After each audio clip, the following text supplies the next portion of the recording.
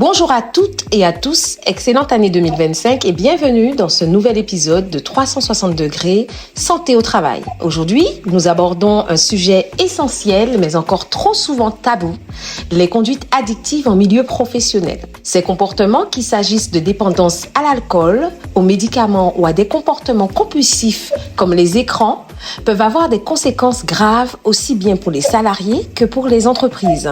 Pour nous éclairer sur ce sujet, j'ai le plaisir d'accueillir le docteur Tony Romuald, médecin spécialiste en addictologie au CHU de Pointe-à-Pitre.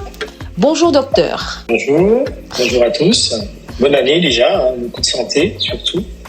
Et également Sarah Diagne, infirmière chargée en prévention et en animation chez SOS Écoute. Bonjour Sarah. Bonjour Andrea, bonjour docteur Romuald, ravie d'être présente parmi vous. Merci à vous deux d'être là et chers auditeurs, restez bien avec nous car nous vous parlerons en fin d'épisode d'un atelier exclusif organisé par SOS Écoute pour vous aider à agir concrètement sur ce sujet. Docteur Romuald, pour commencer, que désigne-t-on exactement par conduite addictive en milieu professionnel? Alors, conduite addictive, c'est bien l'idée qu'il y a une addiction. On dit conduite, c'est peut-être une addiction. D'ailleurs, quelles que soient les modalités, addiction avec substance, vous les avez nommées, tabac, l'alcool, mais les substances illicites aussi, qu'on retrouve dans les entreprises. Ça peut être des comportements sans substance, cyberaddiction. Ça peut gêner peut-être un peu moins, mais ça gêne quand même aussi le fonctionnement, le cadre du travail. Et donc, quand on parle d'addiction, c'est que on a un comportement qui va s'imposer à nous, qui même lorsqu'il va entraîner des conséquences. Alors, si on est dans le cadre des conséquences, dans le cadre du travail, on va quand même continuer, on va quand même persister et on mettra pas en place des stratégies pour modifier son comportement. Alors, c'est vrai quand on dit ça dans le travail, il faut bien imaginer que la personne ne va pas être addict qu'au travail, comme dans le cadre du travail. C'est qu'il y a une addiction qui va agir dans toutes les facettes de la vie. La vie personnelle, la vie familiale, la vie professionnelle. Et donc, parfois, probablement plus tardivement, on peut voir apparaître des impacts au niveau de la vie professionnelle. Parfois, dans la vie personnelle, dans la famille, on a constaté un certain nombre de difficultés, si on observe bien l'usager. Et puis, ça va bien sûr apparaître au niveau du travail. Et donc, avec les conséquences qu'on verra tout à l'heure, donc l'individu ne peut pas s'en passer. Il va continuer, ça va aggraver la situation personnelle alors pour le travail, mais du coup pour l'individu, parce que on ne peut pas imaginer qu'il y ait des conséquences simplement sur le travail, il y a des conséquences sur la personne, sur sa santé physique, sur sa santé psychique, sur sa famille, et on les verra en fonction des substances d'ailleurs, on pourra un peu pondérer un peu plus, mais c'est vrai que l'individu, il n'a pas le choix. Du coup, quand il est addict, il n'a pas le choix, il va consommer parfois dans le milieu, ou avoir des conséquences directes parce qu'il a consommé très tard dans la nuit et que les substances qu'il aurait consommées dans la nuit vont encore être actives dans l'organisme et permettre des modifications peu propices à un travail correct, je veux dire. Voilà. D'accord, merci docteur. Et justement, Sarah et docteur Romuald, quelles sont les conséquences de ces addictions, à la fois pour les salariés et pour les entreprises? Docteur Romuald, j'aurais bien voulu que vous nous expliquiez quelles sont les conséquences médicales, en tout cas, de ces des addictions sur l'individu. Alors, les conséquences, bien sûr, il y a beaucoup de substances, et du coup, on va prendre plutôt les substances parce que du coup, ça parle beaucoup plus. Et la substance majoritaire qu'on retrouve en Guadeloupe et ailleurs, c'est quand même l'alcool. L'alcool, quelles que soient les modalités de consommation, l'alcool aura des conséquences sur tous les organes. Alors, on peut commencer par l'appareil digestif avec un certain nombre de conséquences, les vomissements initiales. On peut avoir, quand on consomme de façon excessive et de façon répétée, depuis très longtemps, on a des conséquences pancréatite, cirrhose du foie. On peut avoir des conséquences sur le cœur, on n'en parle pas beaucoup, mais on a des conséquences avec avoir un gros cœur, on appelle ça une cardiomyopathie dilatée, un gros cœur qui va être moins fonctionnel. Ça va faire augmenter notre tension artérielle, ça va augmenter le rythme cardiaque. On peut avoir des conséquences en fonction des substances sur la partie pulmonaire, quand on associe le tabac, de la partie ORL avec un certain nombre de problématiques, un peu de surinfection, hein, quand on boit de l'alcool ou quand on fume du cannabis avec, si on pense à des choses comme ça, on va avoir une infection. Par exemple, on parle beaucoup de grippe et de dengue, mais si on fait une dengue, comparativement à d'autres personnes qui ne consomment pas, la dengue va être plus sévère, ça va durer plus longtemps, on va avoir plus de complications liées à la dengue avec des surinfections bactériennes derrière et parfois des hospitalisations. Et puis, on aura un certain nombre des conséquences sur la sphère cérébrale avec un certain nombre du coup, on appelle ça un cerveau qui va être va devenir de plus en plus petit. Hein, on parle de comment on appelle ça, de dilatation avec comme ça un cerveau qui est plus petit, il y a plus de liquide et moins fonctionnel. Et puis on peut avoir la psychiatrique, dépression, qu'on le retrouve. Alors, soit la dépression est la conséquence de l'addiction, soit la dépression était déjà là au départ. Donc la dépression peut s'aggraver. Et puis si on descend maintenant sur les autres organes, sur les membres inférieurs, on peut avoir des conséquences, des artérites, enfin, finalement, toutes les parties du corps et tous les organes peuvent être atteints par l'ensemble des addictions. Ça va dépendre bien sûr de l'individu, ça va dépendre de son sexe, ça va dépendre de son poids, ça va dépendre du délai, depuis quand il consomme. Ça va dépendre, pour beaucoup, si je vous prends un exemple, si on prend le tabac, alors même si le tabac n'est pas l'exemple type pour parler d'addiction au travail, parce que il y a peu de conséquences quand on fume du tabac, mais quand même, ça veut dire qu'on est capable de prendre des risques en fonction de l'heure au travail. Si on allume une cigarette, on est capable de vouloir prendre des pauses parce qu'on a besoin de fumer. On est capable d'être un peu irrité parce qu'on n'a pas fumé, donc d'être un peu moins attentif, moins concentré, hein, parce qu'on n'a pas sa substance. Mais c'est valable pour l'ensemble des substances. Quand on n'a pas la substance, on est un peu moins concentré. On y pense, on est... voilà. Et donc, le tabac, par exemple, si on prend le tabac, c'est bien le délai de consommation. Hein, si on fume 20 ans, c'est plus sévère que quand on a fumé 10 ans et plus. Donc, parfois, le délai est très important. Donc, notre usager qui est au travail, s'il ne va pas absolument consommer, encore une fois, pendant le travail, il va consommer. Ça peut arriver quand il n'en peut plus. Il peut avoir des conséquences donc directement parce qu'il vient de consommer là. Si on prend des machines à risque, donc il prend des risques hein, en fonction du métier qu'il a. S'il est menuisier, s'il est dans le bâtiment, il peut prendre vraiment des risques. S'il est en hauteur, on voit bien que l'ensemble des substances peuvent poser problème. Et on voit bien que parfois qu'il y a des métiers à risque, même dans le métier de la santé. Hein. Si vous êtes un professionnel de santé, vous avez consommé un peu avant, vous avez encore la substance dans le sang. Mais parfois, vous êtes moins concentré, vous êtes un peu moins vigilant et vous pouvez commettre des actes qui ne sont pas dans les normes du métier. D'accord. Voilà, je pense qu'on peut dire ça comme ça. S'il faut préciser, on peut préciser plus, mais enfin, je vous laisse Madame Diane un peu préciser pour le travail. Mais voilà. Donc, ça veut dire qu'on a toutes les conséquences possibles.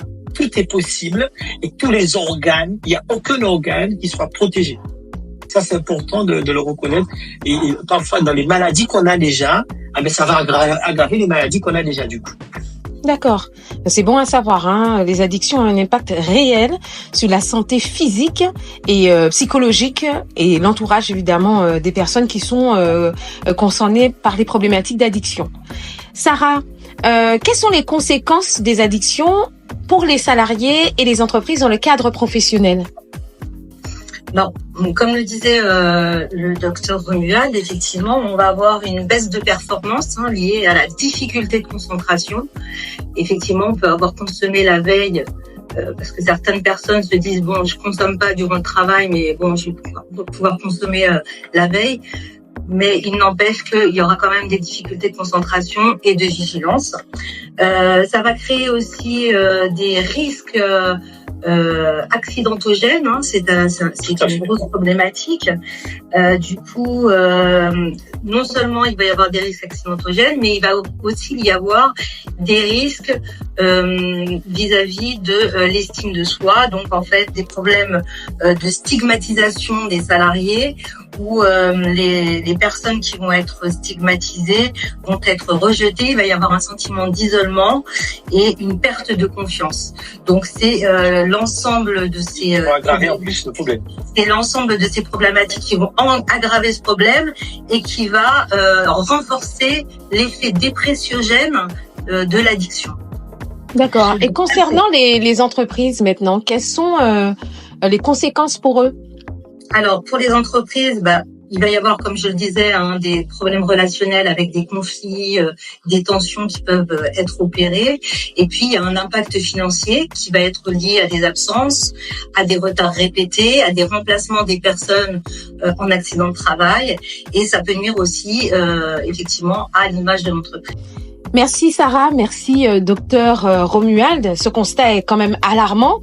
Selon vous, quelles sont les actions essentielles que les entreprises peuvent mettre en place pour prévenir ces situations? Docteur Romuald.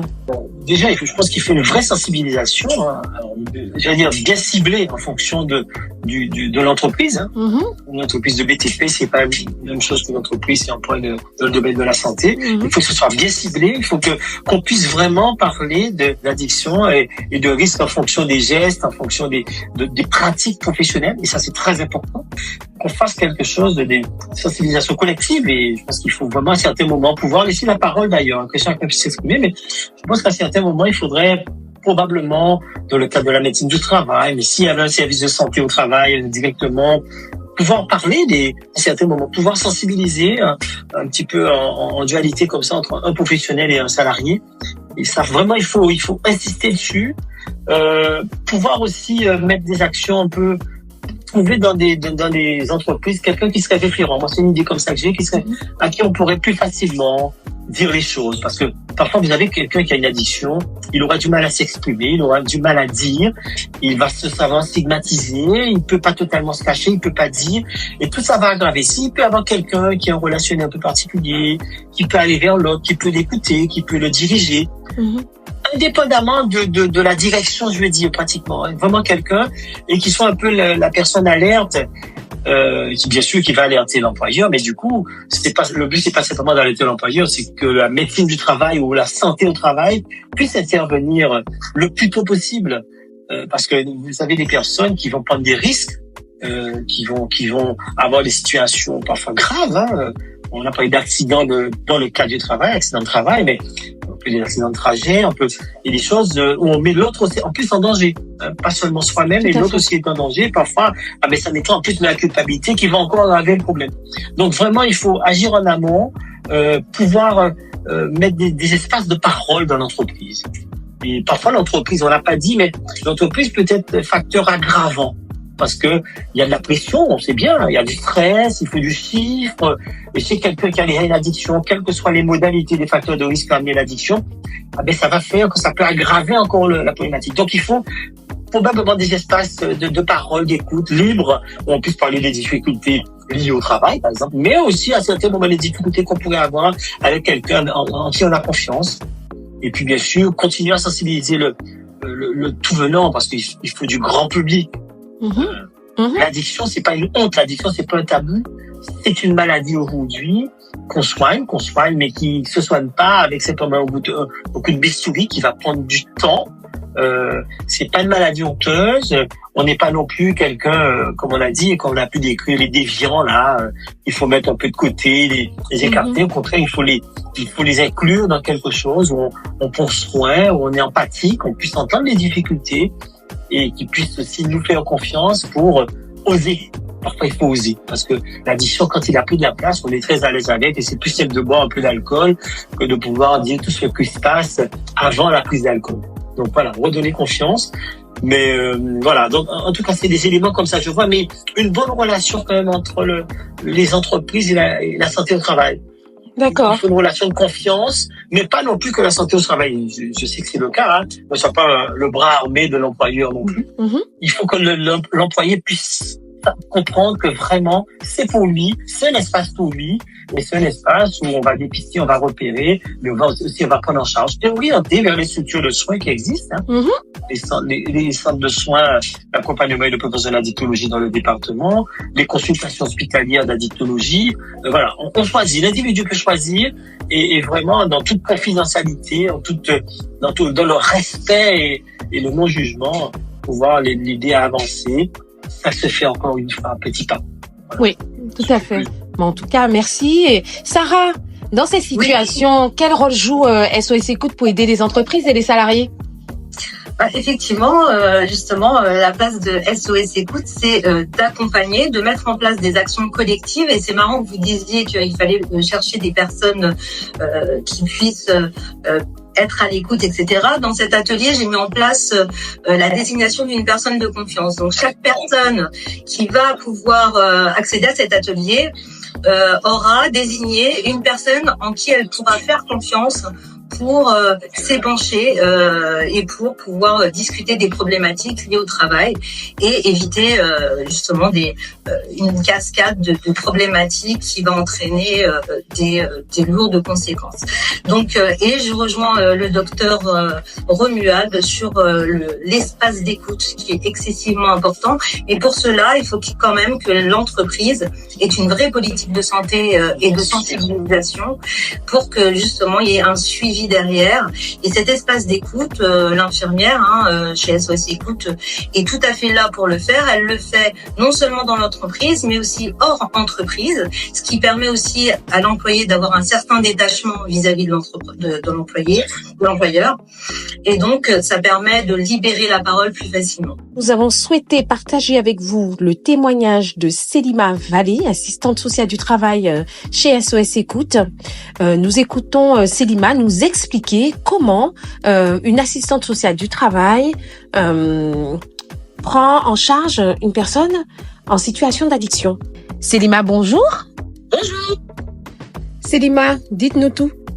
En fait, dans le cadre de mon travail en tant qu'assistante de service social, surtout en entreprise, et bien en fait, ce que je vais aussi en plus de prévention et en plus d'écoute, c'est également, en fait, je vais essayer de comprendre comment s'inscrit l'addiction dans le parcours de vie de la personne. C'est ça aussi ce qui va être important, c'est de voir comment en fait l'addiction va lui causer des difficultés ou pas dans sa vie sociale, professionnelle et familiale. Voilà, c'est dans quelle mesure il va se mettre en difficulté par rapport à ça ou pas. Comment lui est-ce qu'il le vit, comment ça s'inscrit et travailler autour de ça et mettre en place des choses autour de ça. Autour de toutes ces questions-là et de toutes ces observations.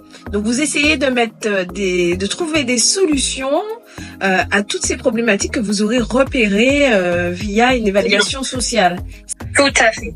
D'accord, c'est très bien. Tout à fait. Ça veut dire par exemple, est-ce que la personne en question qui est, on va dire par exemple l'alcool, est-ce que donc il a son addiction, donc du coup l'alcool, bon ça a un coût. Est-ce qu'il va être en mesure de payer son loyer? Depuis combien de temps? Est-ce qu'il a des enfants également? Quelles sont les conséquences pour la famille, pour les enfants? Quelles vont être les conséquences pour lui au sein de son travail? Et à partir de là, on va essayer de mener ensemble des actions et aussi avec la famille. Quand celle-ci elle est présente et que celle-ci est au courant. Quand elle n'est pas au courant, bien on va travailler de manière à ce qu'elle soit mise au courant. Mais toujours à partir du moment que le salarié est d'accord pour divulguer cette problématique-là qui reste encore très tabou dans notre société.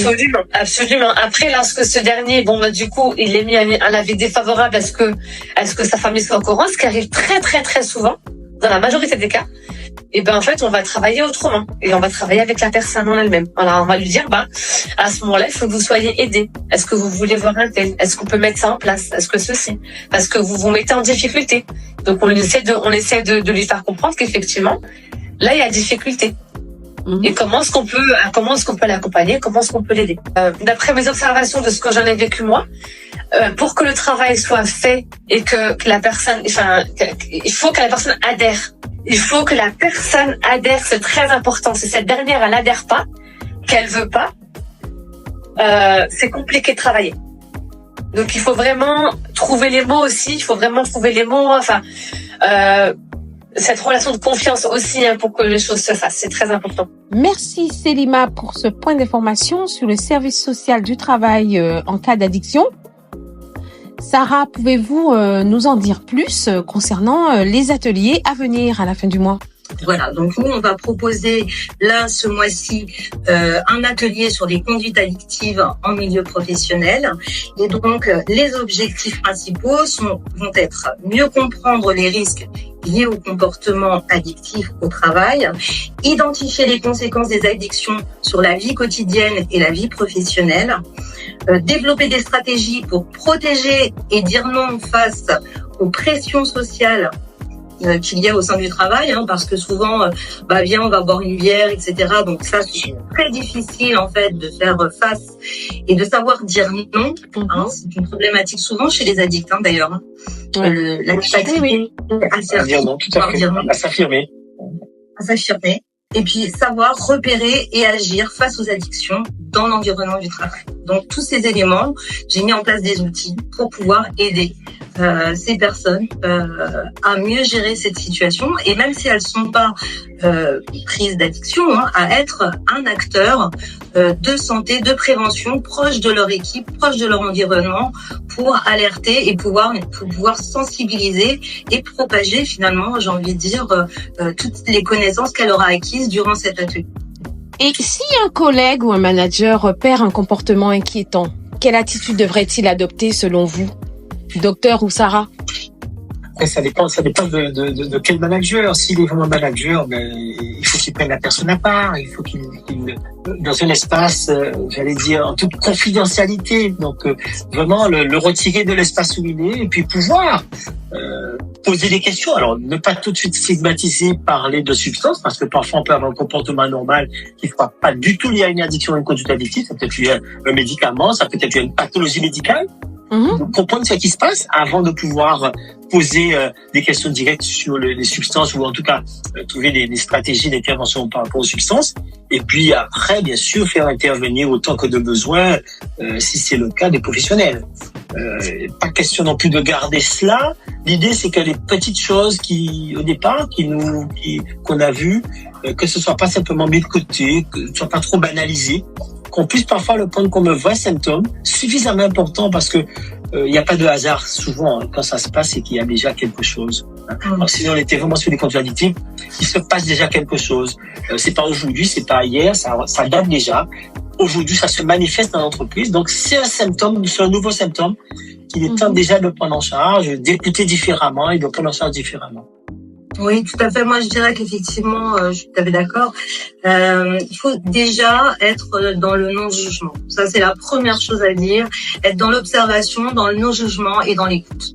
La première chose, c'est ça, et ça crée justement cette relation de confiance en proposant après d'être un intermédiaire pour pouvoir agir face à un intermédiaire vis-à-vis de la direction ou vis-à-vis d'une structure de santé, pour que la personne se sente non pas rejetée, non pas stigmatisée, mais bien pris en charge par rapport à cette pathologie. Merci Sarah et Dr Romuald pour ces précieux conseils. Avant de conclure, j'aimerais rappeler à nos auditeurs une opportunité unique. SOS Écoute organise un atelier en fin de mois sur le thème conduite addictive en milieu professionnel. Sarah vient d'en parler. Je vous incite à vous inscrire à cet atelier en contactant SOS Écoute. Si je ne me trompe pas, Sarah, le numéro de téléphone est le 06 90 13 32 73, ou à faire un tour sur le site internet www.social-inter.com. Voilà, je vous remercie encore, Dr Romuald et Sarah, pour vos éclairages précieux. Merci beaucoup. Voilà, et puis en tout cas, chers auditeurs, prenez soin de vous et de vos équipes. À très bientôt pour un nouvel épisode de 360 degrés Santé au travail. Au revoir. Au revoir. Au revoir.